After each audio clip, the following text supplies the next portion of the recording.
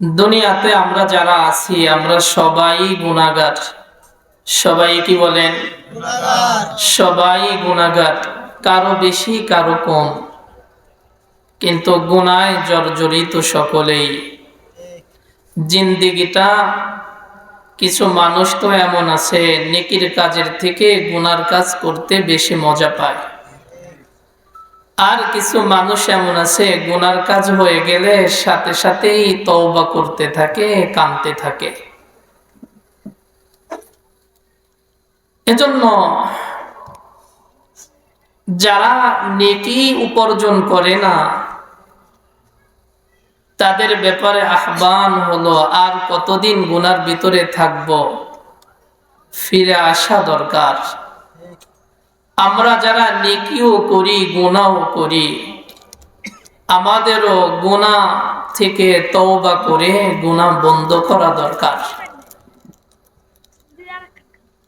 গুনাহ হয়ে গেলে নিরাশ না হয়ে যাওয়া।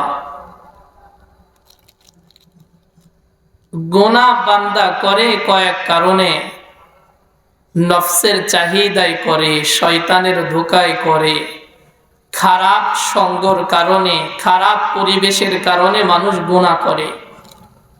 তবে গুনাহ হওয়ার পরে এই অবস্থায় না থাকার সাথে সাথে তওবা করে নেওয়া। তওবা করলে কি লাভ হয়?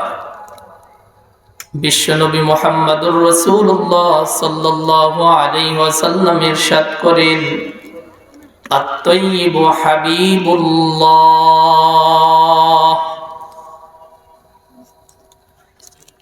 আত-তাইয়িবু হাবিবুল্লাহ।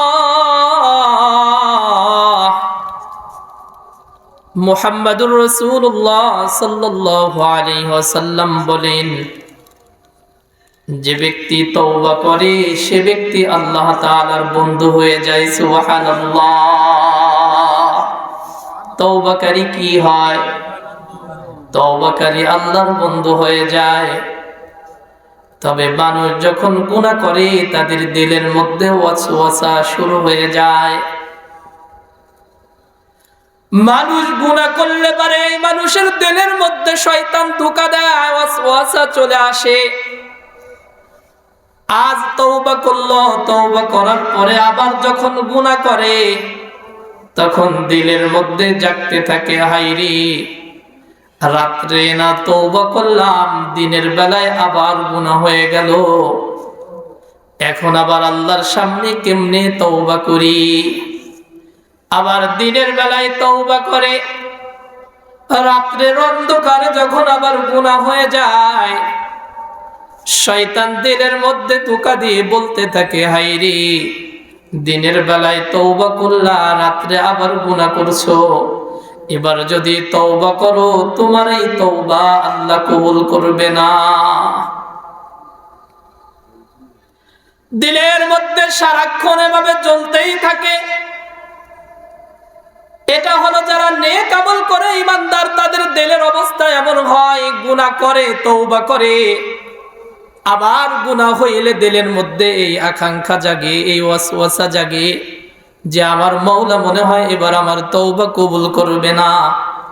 আর সমাজের এক শ্রেণীর মানুষ আছে, বুদ্ধি হওয়ার পর থেকে নিয়ে জিন্দেগিতে কালিমা পড়ে নাই, নামাজ পড়ে নাই, রোজা রাখে নাই, হালাল হারামের মধ্যে কোনো তাতাবুক খুঁজে পাই নাই, জিন্দেগিটা গুনার মধ্যে হারামের মধ্যে লাগায় রাখছে। কখনো তওবা তাদের কপালে এখন পর্যন্ত জোটে নাই, এদের মধ্যে কোনো অনুভূতি আসে না। তবে আল্লাহ পাক রব্বুল আলামিন সুযোগ রেখেছেন, আল্লাহর যেই বান্দা যখনই তওবা করবে, আল্লাহর যেই বান্দা যখনই ফিরে আসবে, ফিরে আসতে দেরি, আল্লাহর রহমতের কোলে বান্দাকে আল্লাহ উঠাইতে দেরি করে না। সুবহানাল্লাহ। দুনিয়ায় মানুষ অন্যায় করে, অপরাধ করে। হযরতে ওয়াহশী রাদিয়াল্লাহু তাআলা আনহু, হযরতে ওয়াহশী রাদিয়াল্লাহু তাআলা আনহু এমন মানুষ ছিলেন, এমন একজন সাহাবী ছিলেন জিনার জিন্দিগির মধ্যে, আমলের মধ্যে ইসলাম গ্রহণ করার পূর্বে অনেক ধরনের অন্যায় ছিল, অপরাধ ছিল, গুনাহ ছিল। কেমন গুনাহ ছিল? যে গুনার কথাগুলো যদি শোনেন তাহলে নিজেদের শরীরের পশমগুলো দাঁড়ায়া যাবে। নবী আলাইহিস সালাতু ওয়াস সালামের চাচা যান হযরতে হামজা রাদিয়াল্লাহু তাআলা আনহু। নবীজির চাচার নাম কি? আরো জোরে বলেন, কি নাম? হামজা রাদিয়াল্লাহু তাআলা আনহু নবীজির আপন চাচা। সব থেকে মোহাব্বতের একজন মানুষ ছিলেন হযরতে হামজা রাদিয়াল্লাহু তাআলা আনহু, যার ব্যাপারে নবীজি বলেন সাইয়্যিদুল শুহাদা, শহীদদের সর্দার হলো আমার চাচা হামজা রাদিয়াল্লাহু তাআলা আনহু, যিনি নবীজির খেলার সাথী ছিলেন, যিনি নবীজির সমবয়সী ছিলেন, যিনি নবীজির বন্ধু ছিলেন, যিনি নবীজির দুধ ভাই ছিলেন। কয় দিক দিয়ে মিল? এক হলো চাচা হলো খেলার সাথে, চাচা সমবয়সী। এক দিক দিয়ে চাচা হলো বন্ধু, আর এক দিক দিয়ে তো রক্তের সম্পর্ক, বাবার ভাই চাচা। আর এক দিক দিয়ে হলো নবীজি যার দুধ পান করেছে, চাচাও তার দুধ পান করেছে, একদিক দিয়ে দুধ ভাই। এতটা মোহাব্বত চাচার সাথে, এই চাচা উহুদের যুদ্ধের দিনে নবী আলাইহিস সালাতু ওয়াস সালাম যুদ্ধ শেষে শহীদদের লাশগুলো জমা করতেছিলেন। যারা আহত হয়েছে তাদের লাশ, তাদের ক্ষত দেহগুলো জমা করতেছিলেন। এভাবে জমা করতে করতে ৭০ জন সাহাবীর লাশ একত্রিত করলেন। নবী আলাইহিস সালাতু ওয়াস সালাম এই লাশগুলো দেখতেছেন, এর মধ্যে নবীজির চাচাকে খুঁজে পায় না। সাহাবীদেরকে বলে দিলেন, কোথায় তোমরা আছো? কে কোথায় আছো? খুঁজতে থাকো, আমার চাচা কোথায়? জীবিতদের মধ্যেও চাচা নাই, মৃতদের মধ্যেও চাচা নাই, আহতদের মধ্যেও চাচা নাই। সাহাবায়ে ইকরাম ময়দানের মধ্যে ছুটাছুটি শুরু করে দিলেন, কোথায় গেলেন নবীজির চাচা? এভাবে খুঁজতে খুঁজতে একজন সাহাবী দেখলেন অনেক দূরে হযরতে হামজা রাদিয়াল্লাহু তাআলা আনহুর লাশ দেখা যায়। কি ব্যাপার? লাশ তো স্বাভাবিক লাশ না, লাশের পাশে একটা মেয়ে লোক দাঁড়ায় আছে। স্বাভাবিকভাবে দাঁড়ায় আছে এমন না। হামজা রাদিয়াল্লাহু তাআলা আনহুকে শহীদ করার পরে হযরতে ওয়াহশী রাদিয়াল্লাহু তাআলা আনহু হামজা রাদিয়াল্লাহু তাআলা আনহুর কান কেটে ফেলছে, তার চোখ কেটে ফেলছে, নাক কেটে ফেলছে, জিহ্বা কেটে ফেলছে, হাত কেটে ফেলছে, এমনকি পুরুষাঙ্গ কেটে ফেলছে। কাফের মহিলা হযরতে হামজার বুক ফেরে বুকের ভিতর থেকে কলিজা বের করে চাবায়। নবী আলাইহিস সালাতু ওয়াস সালাম যখন হামজা রাদিয়াল্লাহু তাআলা আনহুর এই অবস্থা দেখলেন, দেখে হযরতে হামজা রাদিয়াল্লাহু তাআলা আনহুর অবস্থা দেখে নবীজি সহ্য করতে পারলেন না। নবী আলাইহিস সালাতু ওয়াস সালাম সাহাবীদেরকে বললেন, ও আমার সাহাবায়ে کرام, আজকের পর থেকে নিয়ে যখন যেই কাফেরকে তোমরা ধরতে পারবা, তার সাথে তোমরা আমার চাচার সাথে যে রকম ব্যবহার করা হয়েছে তার সাথেও তোমরা এই রকম ব্যবহার করবা।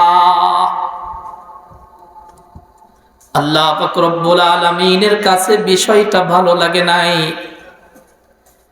আল্লাহ পাক রব্বুল আলামিন জিবরাইল আমিনকে পাঠাইছেন। হযরতে জিবরাইল আসছেন, এসে নবীজিকে শোনায়, ওয়া ইন আকাবতুম ফাআকিবু বিমিসলি মা আউকিবতুম বিহি ওয়া লা ইন সাবারতুম ফাহুয়া খায়রুল লিস-সাবিরিন। আল্লাহর হাবিব সাল্লাল্লাহু আলাইহি ওয়াসাল্লামের উপরে কোরআনের আয়াত নাজিল হয়ে গেল। আল্লাহ পাক রব্বুল আলামিন জানায়া দিলেন, আমার দোস্ত, আমার খলিল, আমার বন্ধু, আমার হাবিব, যদি প্রতিশোধ নিতে হয় তাহলে সমান সমান ভাবে প্রতিশোধ নিতে হবে, অতিরিক্ত করা যাবে না। আর যদি আপনি ধৈর্য ধারণ করেন, ধৈর্যশীলের সাথে আল্লাহ আছেন। এই ওয়াহশী রাদিয়াল্লাহু তাআলা আনহু মক্কা বিজয়ের সময় নবী আলাইহিস সালাতু ওয়াস সালাম আমভাবে সাধারণ ঘোষণা করে দিলেন যে সবাইকে মাফ করে দিলাম। এর মধ্যে নবী আলাইহিস সালাতু ওয়াস সালাম 17 জন মানুষের নাম বললেন যে এই 17 জন ব্যক্তিকে মাফ করা হবে না, এদেরকে যেখানেই পাবা সেখানেই হত্যা করে ফেলবা। এর মধ্যে একজন ছিলেন হযরতে ওয়াহশী রাদিয়াল্লাহু তাআলা আনহু। ওয়াহশী রাদিয়াল্লাহু তাআলা আনহু ভয় পেয়ে গেলেন, মক্কা থেকে তায়েফে চলে গেলেন। নবীজির এক নীতি ছিল, ওয়াহশী জানতো যদি কোনো মানুষ কাফেলার সাথে যুক্ত হয়ে, দলের সাথে যুক্ত হয়ে যদি মদিনায় যায়, নবীজির সাথে সাক্ষাৎ করে, নবীজি ওই ব্যক্তিকে আর হত্যা করে না। হযরত ওয়াহশী রাদিয়াল্লাহু তাআলা আনহু তিনি কি করলেন, তায়েফের কাফেলাদের সাথে যুক্ত হয়ে মদিনায় চলে গেলেন, যার ব্যাপারে নবীজি বলছেন যে কে ক্ষমা করা হবে না। মদিনায় যাওয়ার পরে বিশ্ব নবী মুহাম্মদুর রাসূলুল্লাহ সাল্লাল্লাহু আলাইহি ওয়াসাল্লাম ওয়াহশীকে দাওয়াত দিলেন। কাকে? যার ব্যাপারে বললেন এর কোনো ক্ষমা নাই, তাকে দাওয়াত দেয় বিশ্ব নবী মুহাম্মদুর রাসূলুল্লাহ। ওয়াহশী সুযোগ পেয়ে বলেন যে আমি কেমনে কালিমা পড়ব, আমি কেমনে মুসলমান হব, লাভ কি? মুসলমান হইলে তো কোনো লাভ নাই। বলে কেন? বলে আপনি বলেছেন যারা মানুষ হত্যা করে মৃত্যুর পরে তাদের শাস্তি হবে। আপনি বলেছেন যারা জিনা করে মৃত্যুর পরে তাদের শাস্তি হবে। আপনি বলেছেন যারা অন্যায় অবিচার করে, গুনার মধ্যে লিপ্ত থাকে, কিয়ামতের ময়দানে তাদের শাস্তি হবে। আমার লাভ কি হবে ইসলাম গ্রহণ করে? একথা ওয়াহশী বলে আল্লাহ পাক রব্বুল আলামিন কোরআনে কারিমার আয়াত নাজিল করে দেয়। সুবহানাল্লাহ। আল্লাহ পাক রব্বুল আলামিন বলেন ইল্লা মান তাবা ওয়া আমানা ওয়া আমিলা আমালান সালিহান ফাউলাইকা ইউবাদদিলুল্লাহু সাইয়্যাতিহিম হাসানাত ওয়া কানাল্লাহু গফুরুর রহিমা। আল্লাহ পাক রব্বুল আলামিন বলেন ইল্লা মান তাবা, গুনাহগার তো আছে, তবে যেই গুনাহগার গুনাহ করার পরে তওবা করে, গুনাহ করার পরে তওবা করলো, এরপর নেক ঈমান আনলো, এরপরে নেক আমল করলো, আল্লাহ পাক রব্বুল আলামিন ওই ব্যক্তির জিন্দেগীর গুনাহগুলোকে মাফ করে দেন। ফাউলাইকা ইউবাদদিলুল্লাহু সাইয়্যাতিহিম হাসানাত, গুনাহগুলো মাফ করে দিয়ে গুনার স্থানে আল্লাহ পাক রব্বুল আলামিন নেকি দ্বারা ভরে দেন। সুবহানাল্লাহ। হযরত ওয়াহশী রাদিয়াল্লাহু তাআলা আনহু বলেন ইয়া রাসূলুল্লাহ, এত শর্ত পালন করতে আমার দ্বারা সম্ভব না। তওবা করব, এরপরে নেক আমল করব, ঈমান আনবো, নেক আমল করব, যদি আমি না পারি এরপরে সেন আল্লাহ ক্ষমা করবে। এত কিছু শর্ত মানার আমার সুযোগ নাই যদি আমি না পারি। এর থেকে ভালো কোনো সুযোগ যদি থাকে সেটা আমাকে জানান। যদি সুযোগ থাকে, সুযোগ হয়, এর থেকে যদি বেশি একটু সুবিধা যদি মনে হয়, তাহলে আমি কালিমা পড়ে ইসলাম গ্রহণ করব। সুবহানাল্লাহ। ওয়াহশী এই কথা নবীজির কাছে বলে, আল্লাহ আসমান থেকে শোনে কি শোনে না?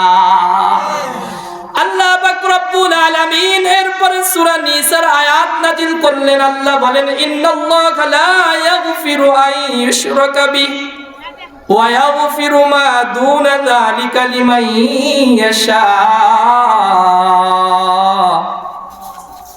আল্লাহ পাক রব্বুল আলামিন বলেন যেই ব্যক্তিগুলো শিরকের গুনাহ পেতে রেখে যে কোনো গুনাহ নিয়ে আসবে, শিরকের গুনাহ পেতে রেখে যে কোনো গুনাহ নিয়ে আসবে, আল্লাহ পাক রব্বুল আলামিন চাইলে তার জিন্দেগীর বাকি সব গুনাহ মাফ করে দিবে।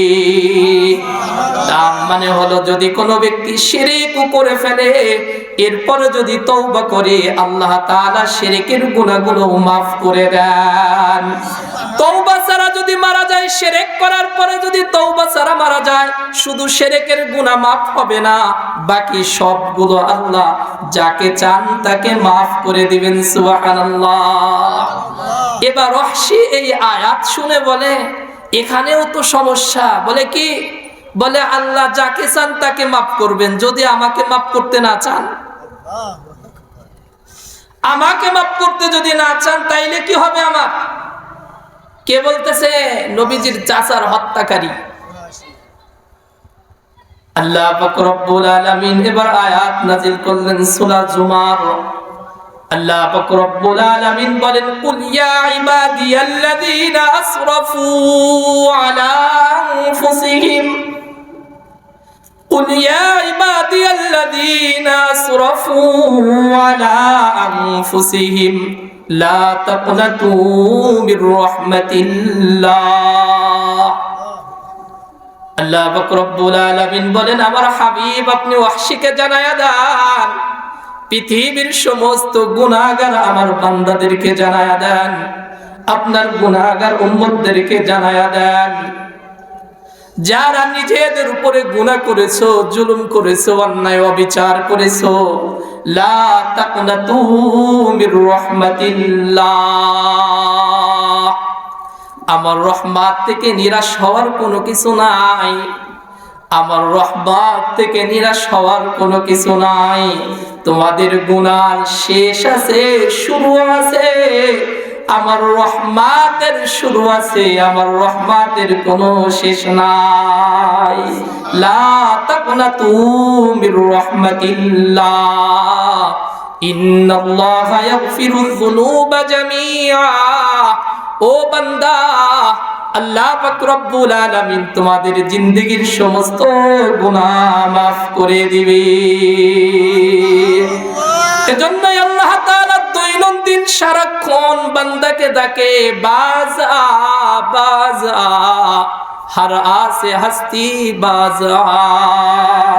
আল্লাহ বারবার বান্দাকে বললে বান্দা আয় ফিরে আয়, ও বান্দা আয় ফিরে আয়। সদবার আগার তওবা শিকস্তি বাজা।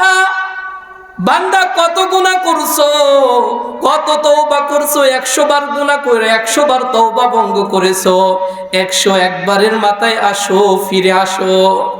101 বার করেছো, 102 বারের মাথায় আবার ফিরে আসো। লা তাকনাতু মির রাহমাতিল্লাহ, আমার রহমত নৈরাশ হওয়ার জায়গা না। বান্দা খালি হাতে আমার কাছে আসবা, গুনাহ নিয়ে আমার কাছে আসবা, আমি আল্লাহ তোমার জিন্দেগীর গুনাহগুলোকে মাফ করে দিয়ে তোমার আমল নামাটা নেকি দ্বারা ভরে দিব। এজন্য আমাদের কি করা উচিত? তওবা করা উচিত, গুনাহ ছেড়ে দেওয়া উচিত। কি বলেন? গুনাহ মুক্ত জিন্দেগীর অনেক দাম, গুনাহযুক্ত জিন্দেগীর কোনোই দাম নাই। গুনাহযুক্ত জিন্দেগীর কি নাই? দাম নাই। গুনাহ মুক্তর জিন্দেগীর অনেক দাম। আল্লাহ পাক রব্বুল ইজ্জত আমাদের সকলকে গুনাহ মুক্ত জিন্দেগী গড়ে কবরে যাওয়ার তৌফিক দান করুক। আল্লাহ আমাদের সকলকে খাঁটি তওবা করে মৃত্যু নসিব করার তৌফিক দান করুক। যে কথাগুলো বললাম এবং শুনলাম আল্লাহ আমাকে আমলের তৌফিক দান করুক, আপনাদের সকলকে আমলের তৌফিক দান করুক। আসসালামু আলাইকুম ওয়া রাহমাতুল্লাহ। ওয়া আলাইকুম আসসালাম ওয়া রাহমাতুল্লাহ।